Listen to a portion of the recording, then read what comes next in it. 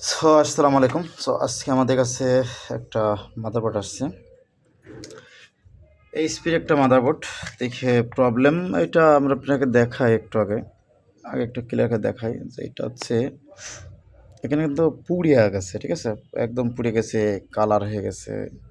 এইসব দিয়ে একদম মানে বিশ্রী অবস্থা ছিল, হ্যাঁ? এইসব দিয়ে বিশ্রী অবস্থা, কারণ ল্যাটটা সব কাটে গেছে, ঠিক আছে? একদম বিশ্রী অবস্থা। তো বোর্ডটা প্রথমে ভাবছিলাম যে এটা হবে না।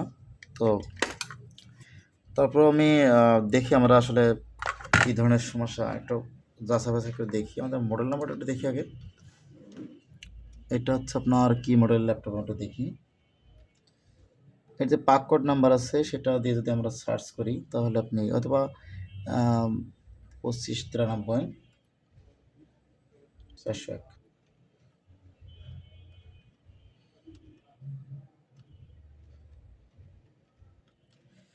তো এইটা হচ্ছে আপনার 242 240 বা 42, এটা 240 মানে এটা 242-এর G2, ঠিক আছে? 242-এর G2 একটি মডেল একটি ল্যাপটপ, G1 একটি ল্যাপটপ আর কি।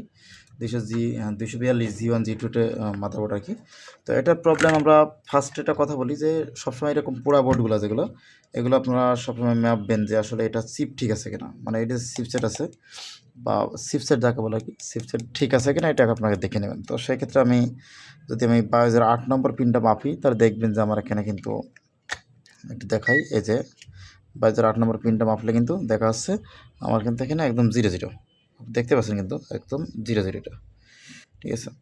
অর্থাৎ আমার এটা হচ্ছে আমি ডাইট মোডে রেখে দিয়েছি। তো এটা হচ্ছে আমার চিপসেট শর্ট, মানে অর্থাৎ যে গ্রাফিক্স শর্ট হয়ে গেছে।